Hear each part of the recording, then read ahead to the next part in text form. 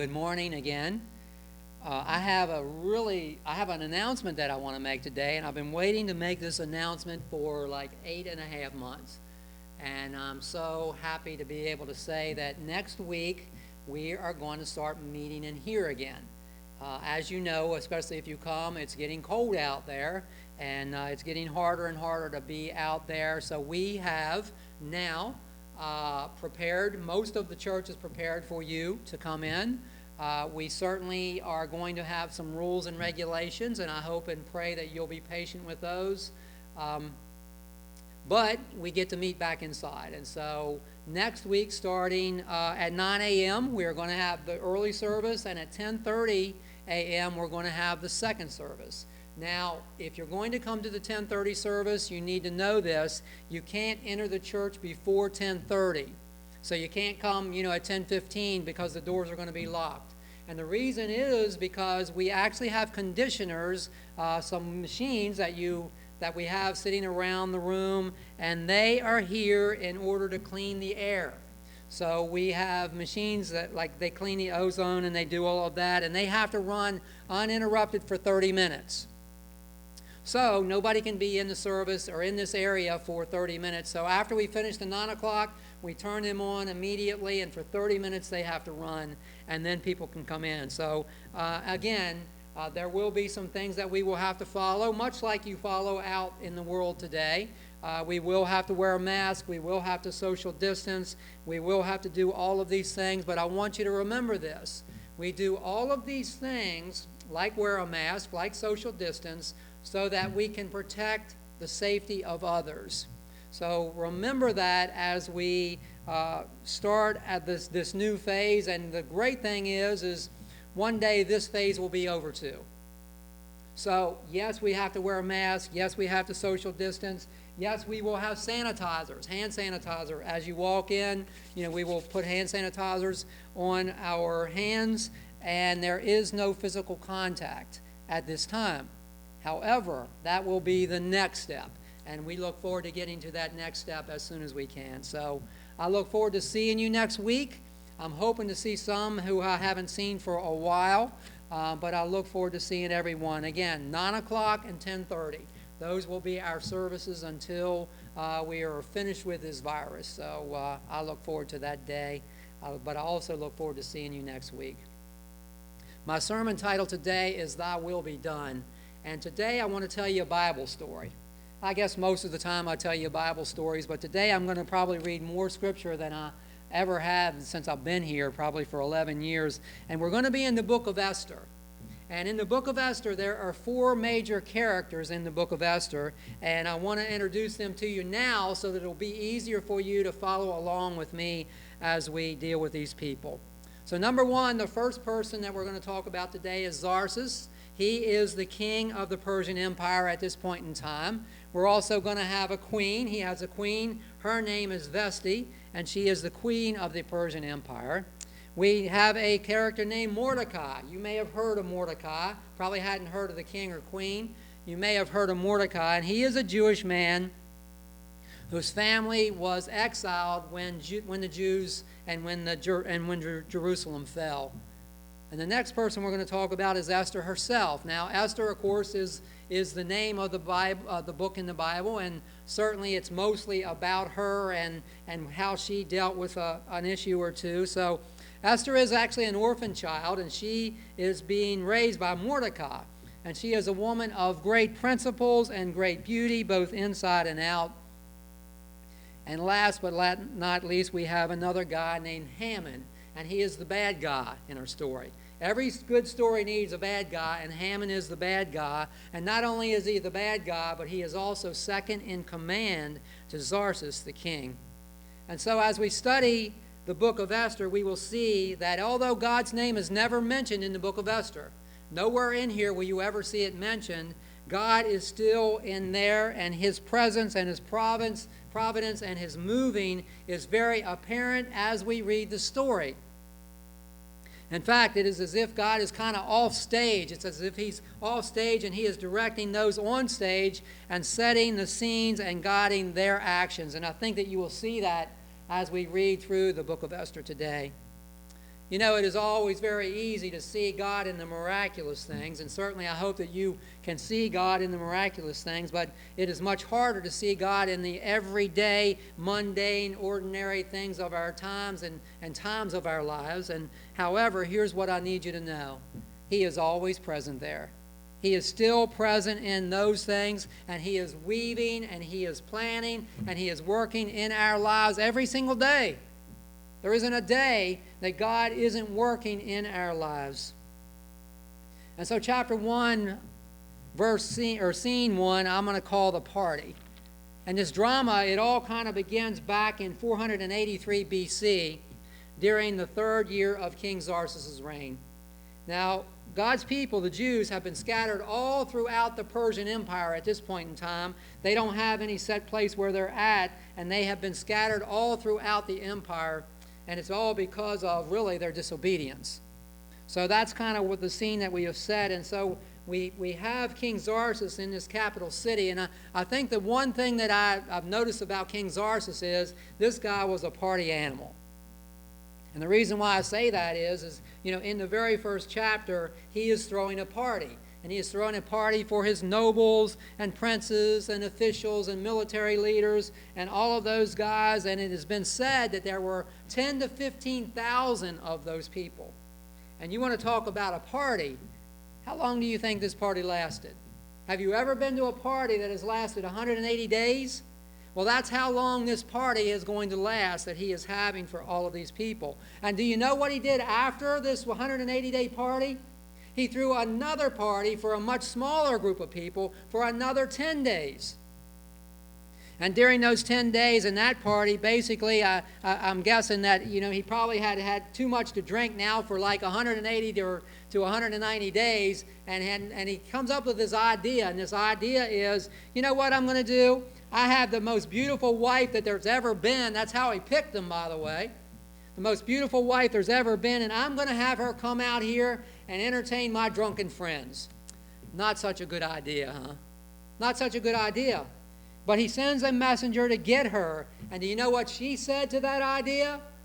Even though he is the king, and even though if she says no, you know, this isn't going to be good for me, and this isn't going to be good for me, and the king's going to maybe have some things that he's going to do to me, she says, I'm not going to do it. I am not coming out here and dance in front of your drunken friends just so that I can be disgraced. I'm not going to do it.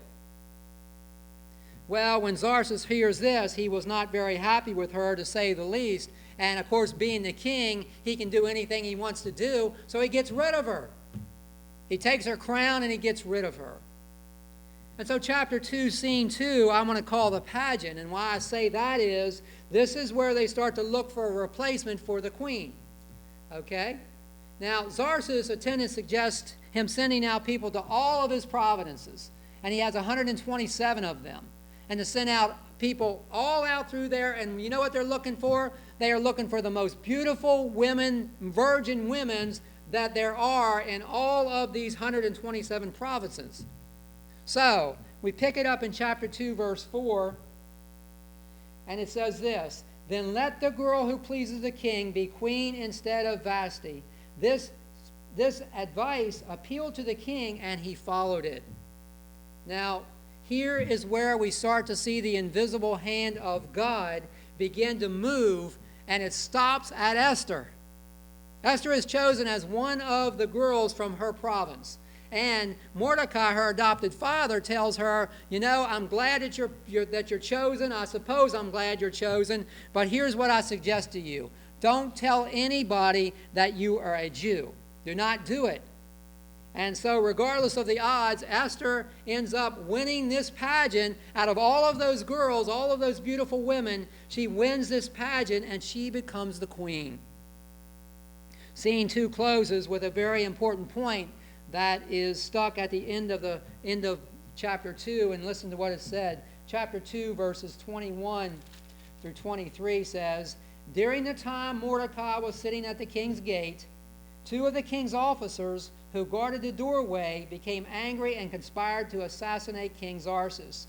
But Mordecai found out about the plot and told Queen Esther, who in turn reported it to the king, giving credit to Mordecai.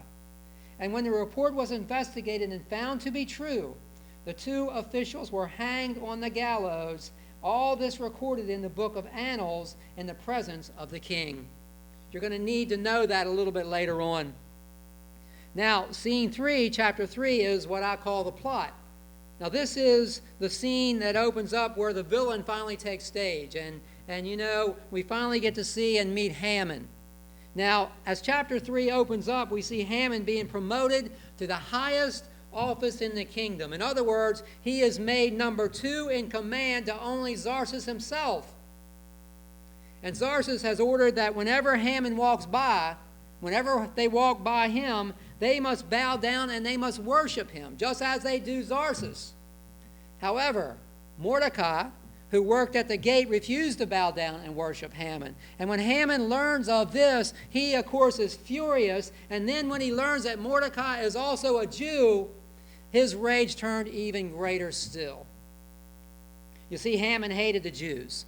He hated them because they were the most stubborn people that he had ever met. And actually, all of the other ones, all of the other conquered nations, they would bow down and give honor to Persian leaders, but the Jews would not. The only people that the Jews would bow down to was their God. So chapter 3, verse 5 through 6 says, when Haman saw that Mordecai would not kneel down or pay him honor, he was enraged. Yet having learned who Mordecai's people were, he scorned the idea of killing only Mordecai. He could have just killed him if he wanted to. Instead, Haman looked for a way to destroy all Mordecai's people, the Jews, throughout the whole kingdom of Tsarsus. So Haman, he goes to Tsarsus to sell this king an idea. And the idea basically was he was going to try to figure out a way to kill all of the Jews. Not just Mordecai, but Mordecai and all of his people. And then in chapter 3, verse 8 through 11, it says, then Haman said to King Tsarsus, there is a certain people dispersed and scattered among the peoples in all of the provinces of your kingdom, whose customs are different from those of all the other people, and who do not obey the king's laws. Main part of it right there. He's trying to convince the king that these people are against him. Do not obey the king's laws. It is not in the king's best interest to tolerate them. If it pleases the king, let a decree be issued to destroy them, and I will put 10,000 talents of silver into the royal treasury for the men who carry out this business. And so the king took his signet ring, which is very important, from his finger and gave it to Haman, the enemy of the Jews. Keep the money, the king said to Haman, and do with the people as you please. And so an official irrevocable decree was issued saying that on a single day, the 13th day of the 12th month, all the Jews, whether they're men, women, or children, were to be murdered. They were simple as that. They were to be murdered. So scene 4, chapter 4 says the purpose. And now, here's what I want you to think about. Let's just suppose you turn your TV on tonight, and as you turn your TV on and you're watching your favorite program, whatever it is, there is a break from your program to send you a special news bulletin. You know how that all works. That loud noise comes on there. We want to give you this special news bulletin. And it is a message from the Oval Office. And the cameras, they zoom in on the President of the United States, and he makes this announcement. Today, we want all people in America to hear this decree. We have decided, with America's best interest in mind, to make the following law. We therefore declare on this day, October 25th, 2020, that on December the 25th, all Christians, men, women, and children are to be killed. Now, how would you feel about an announcement like that? What would you do? Well, for us, at least for now anyway, for now, this is a hypothetical situation. But for the Jews, it was a very cold, dark reality. In fact, they faced it many, many times throughout their history. And Mordecai and the Jews, they were, of course, in deep emotional distress. Of course they were. They are all thinking that they're going to die. We are going to die. I don't think that we could ever begin to even imagine what this must feel like. chapter 4, verses 3 through 5 says this: In every province to which the edict and order of the king came, there was great mourning among the Jews, with fasting and weeping and wailing, and many lay in sackcloth and ashes. When Esther's maids and Enoch came and told her about Mordecai, she was in great distress. She sent clothes for him to put on instead of his sackcloth, but he would not accept them. And then Esther summoned Hattach, one of the king's eunuchs, and assigned to attend her, and ordered him to find out what was troubling Mordecai and why. Mordecai told them everything, and he actually gave Esther a copy of the king's decree. And so Mordecai urged Esther to go into the king's presence and plead with him for the life and the mercy of their people. But there's only one problem with that. The messenger brings Esther the words of Mordecai, and she sends the words back to him. In chapter 4, verse 11 says, All the king's officials and the people of royal provinces know that for any man or woman who approaches the king in the inner court without being summoned, the king has but one law, that he or she be put to death. The only exception to this is for the king to extend the golden scepter to spare him or her their life. But 30 days have passed since I was called to be with the king. Now basically Esther is saying here to Mordecai, if I go to see the king, I risk my very life. I risk my very life. Again, Mordecai says to her, when Esther's words were reported to Mordecai, he sent back this answer: Do not think that because you are in the king's house, you alone of all the Jews will escape. Mordecai is saying, sooner or later, Esther, they are going to find out that you are a Jew as well, and they are going to kill you too. And then verse 14 goes on to say, For if you remain silent at this time, relief and deliverance for the Jews will rise from another place, but you and your father's family will perish. And who knows but that you have come to royal position, I love these words, for such a time as this. Basically what Mordecai is saying here is, Esther, I believe that God's invisible hand has guided you, and he has brought you to this very place and to this very time so that you can deliver his people from destruction. Esther, this is your moment of truth. This is the very purpose of your life. It goes on to say in verse 15 through 17, And then Esther sent this reply to Mordecai, Go gather together all the Jews who are in Susha, and fast for me. And do not eat or drink for 3 days, night or day, and I and my maids will fast as you do. When this is done, I will go to the king, even though it is against the law. I will go to the king, and if I perish, I perish. So Mordecai went away and carried out all of her instructions. You know, someone has said that it is better to fail at a cause that will ultimately succeed than to succeed at a cause that will ultimately fail. Esther basically said this: I will go before the king even though it is against the law, and if I perish, I perish. But you know what? If I die doing God's will, then I die. She had figured out and she understood that obeying God's will is the most important thing that we will ever do in our lives. And so, scene 4 ends with thousands and thousands of Jews in prayer. Then scene 5, chapter 5, is the petition. And so after 3 days of fasting and prayer, Esther is assured of God's presence and his provision, and she starts heading towards King Tsarsus. Now, you can almost feel Esther's heart beating as she puts on her royal robe, as she prepares to go and see King Tsarsus, and as she walks down the long corridor to the king's chamber. I would imagine that she was probably praying. I know I certainly would be praying. And she was probably praying this: Lord, please let him extend his scepter. Lord, please let him extend his scepter. Well, Tsarsus, as she enters his chamber, is sitting at his royal throne, and he sees Esther from afar, and you can see him smile. which Esther must have been very relieved. And he does extend his scepter as Elizabeth walks in. So chapter 5, I'm going through the whole book today. Chapter 5, verses 3 through 8 says this: Then the king asked, What is it, Queen Esther? What is your request? Even up to half the kingdom it will be given unto you. If it pleases the king, replied Esther, let the king together with Haman come today to a banquet I have prepared for him. Bring Haman at once, the king said, so that we may do what Esther asked. And so the king and Haman went to the banquet Esther had prepared. And as they were drinking wine, the king again asked Esther, Now, what is your petition? It will be given unto you. And what is your request? Even up to half of the kingdom it will be granted.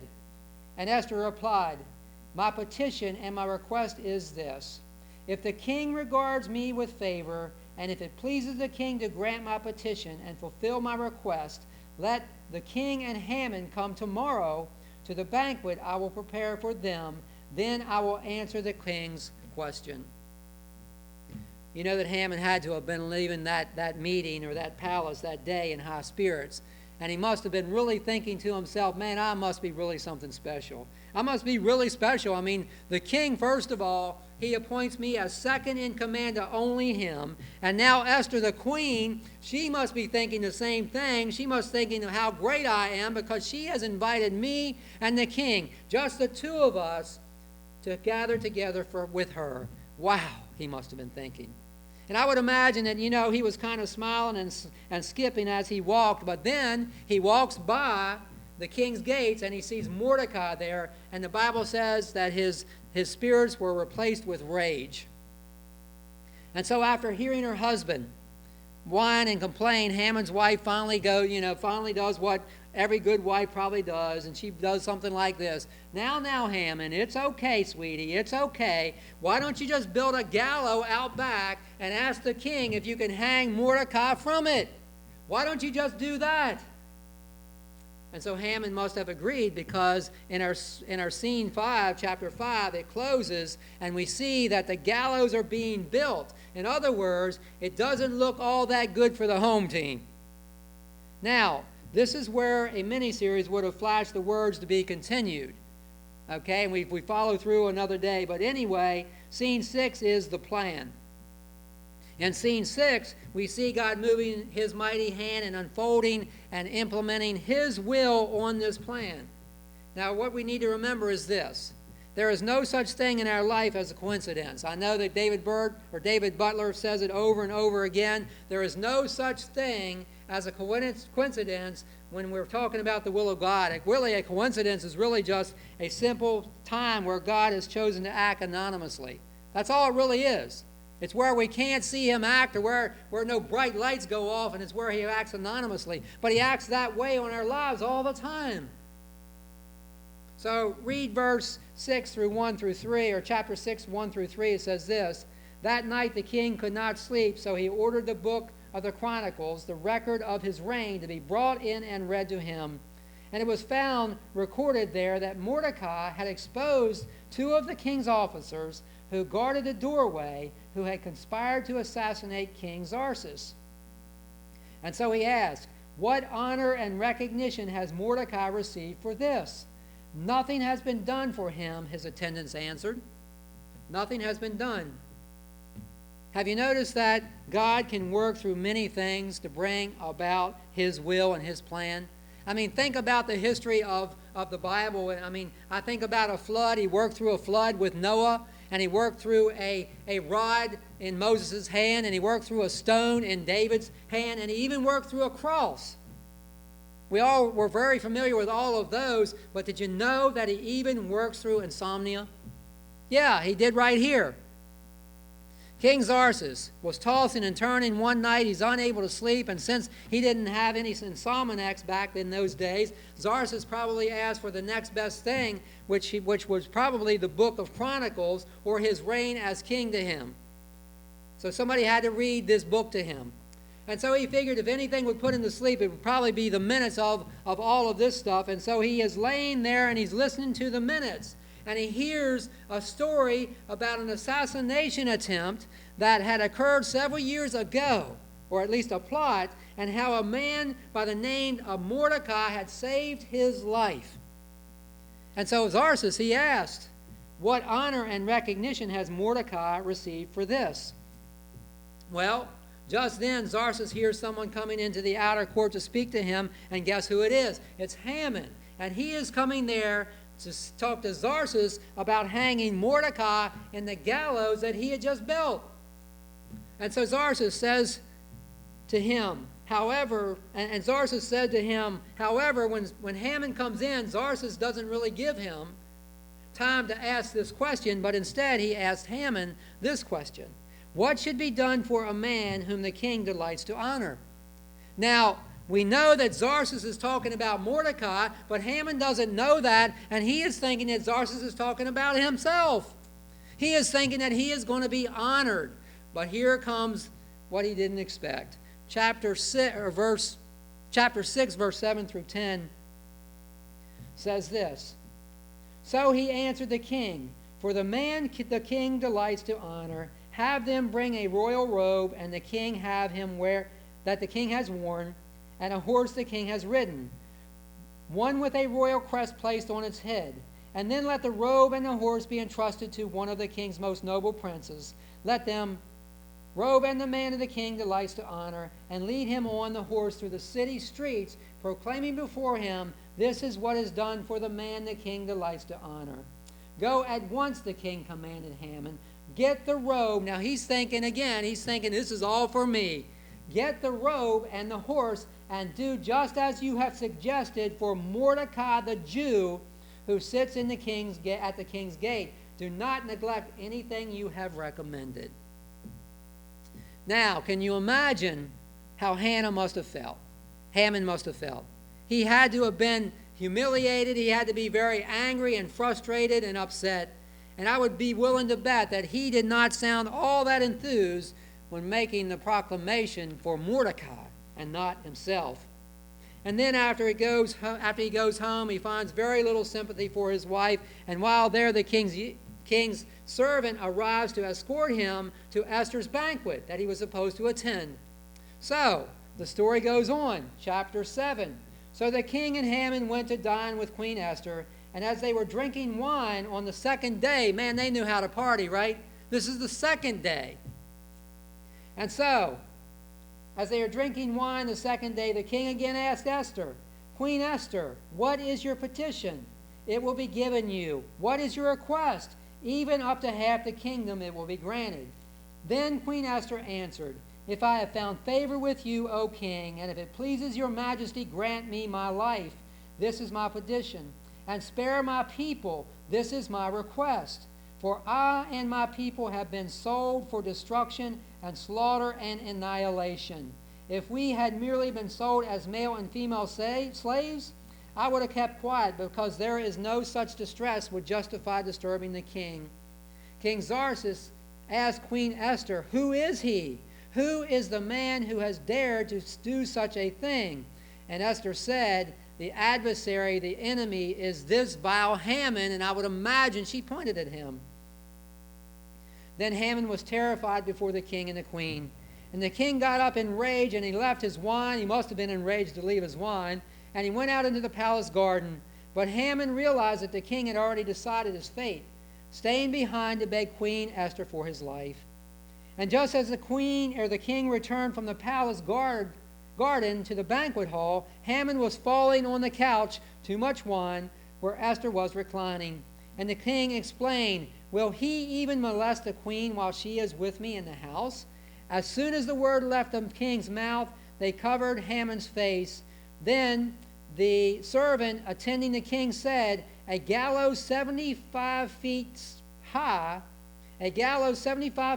stands at Haman's house. He made it for Mordecai, who spoke up to help the king. And the king said, hang him on it. So they hanged Haman on the gallows that he actually had prepared himself for Mordecai. So in this scene we see King Tsarsus issuing a new decree that brings about the preservation of the Jewish people. God's people are saved again, and God's plan remains intact as always. You know, this is a great and powerful story. I love the story. That's why I kind of read it to you today. But here's the thing. What can we take home with us today about this biblical story? First of all, this is it. God's will be done. God's will be done. Listen, nothing can stop God's will or his church. Nothing can and ever will stop it. Jesus said the gates of Hades shall not prevail against it. Number two, though God is invisible, he is invincible. That's something we need to remember. He is invincible. He will win in the end. There's no question about the fact that he will win in the end, and so will all of those who stood with him. Number three, though God is silent, he is still in control. Listen, he always has been in control, and he always will be in control. Number four, God can turn things around in our lives. And so regardless of our past or our present circumstances, the things we might find ourselves in, he can bring something beautiful out of that circumstance. And next, remember, God may have placed us in this position or this circumstances that we find ourselves in for such a time as this. Lastly, God has chosen to work out his plan through faithful men and women. The truth is this. God still needs Mordecai's today, and God still needs Esther's today. People who, even though they may not know all the answers, still trust God and allow him to work in their lives. That's what Mordecai did, that's what Esther did, and that is what we must do as well. Amen and amen. Thank you, Randy.